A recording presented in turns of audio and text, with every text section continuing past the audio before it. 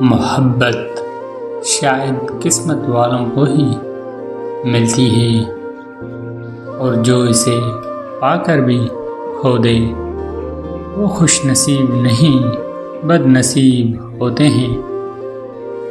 मेरी ज़िंदगी एक आम सी ज़िंदगी थी। सुबह दफ्तर, शाम तन्हाई और रात को बस छत पर चांद को देखना। फिर एक दिन मेरी ज़िंदगी में रोशनी आई। एक नरम लहजे वाली बाहया बाअदब लड़की इकरा। हमारी पहली मुलाकात एक ऑनलाइन क्लास के दौरान हुई थी। मैंने कभी सोचा न था कि एक हेलो इतनी बड़ी कहानी की शुरुआत बन जाएगा। रफ्ता रफ्ता बातों का सिलसिला शुरू हुआ। वो हंसती थी तो लगता जैसे दिल को सुकून मिल रहा हो, और जब कभी वो चुप हो जाती तो दिल बेचैन हो जाता। मैंने मोहब्बत का इकरार नहीं किया, बस उसकी खामोशी में अपना सुकून तलाश करता रहा।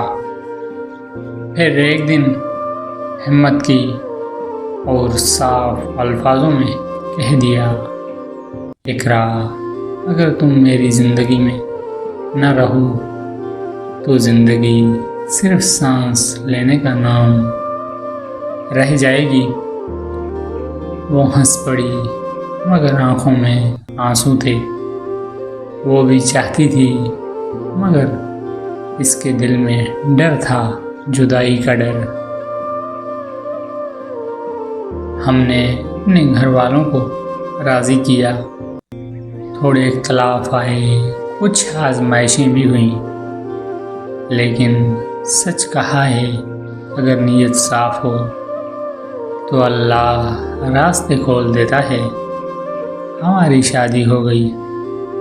निकाह के दिन जब इकरा ने सबके सामने मेरा नाम लिया तो लगा जैसे पूरी कायनात ने मुझे तस्लीम कर लिया हो।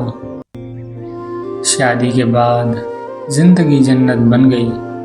हर सुबह इकरा की मुस्कुराहट से शुरू होती और हर रात इसके पहलू में ख़त्म। मैं काम से थक कर आता तो वो अपने हाथों से चाय बनाती।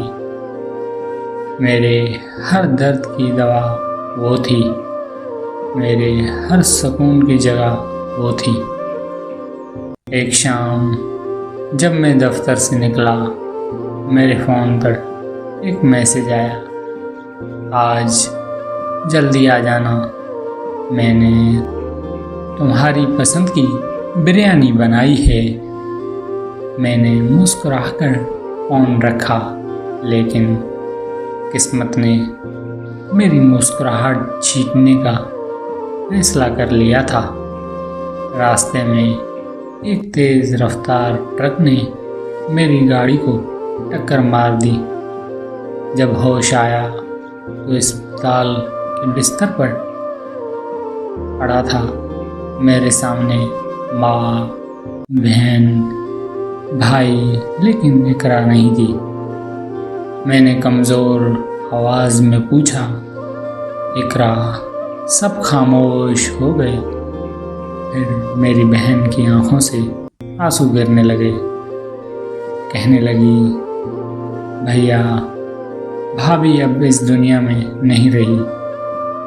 हादसे के वक्त वो आपको ढूंढने अस्पताल आ रही थी कि रास्ते में कार का ब्रेक फेल हो गया और कार बेकाबू होकर दरख्त से टकरा गई। भाभी ने मौके पर ही दम तोड़ दिया।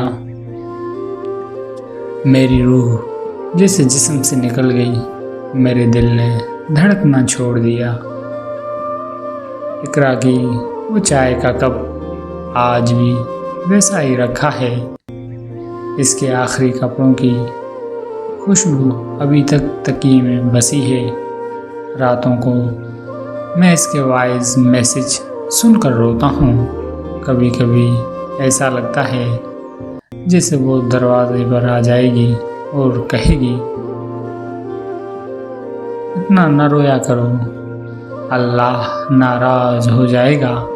लेकिन दरवाज़ा कभी नहीं खोलता। इकरा की कब्र पर मैं रोज़ जाता हूँ, इसे कुरान सुनाता हूँ, अपनी बातें सुनाता हूँ और वो चुपचाप सुनती है।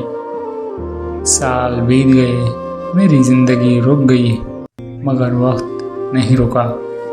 लोग कहते हैं वक्त मरहम है, पर मैं कहता हूँ वक्त सिर्फ ज़ख्म को पुराना करता है, ख़त्म नहीं।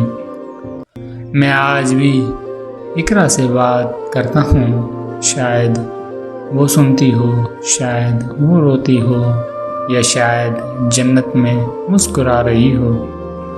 और एक दिन जब मेरी सांसें बंद होंगी तो मेरी रूह इकरा के पास जाएगी और मैं कहूँगा, मैं आ गया हूँ इकरा, अब कभी हम जुदा नहीं होंगे।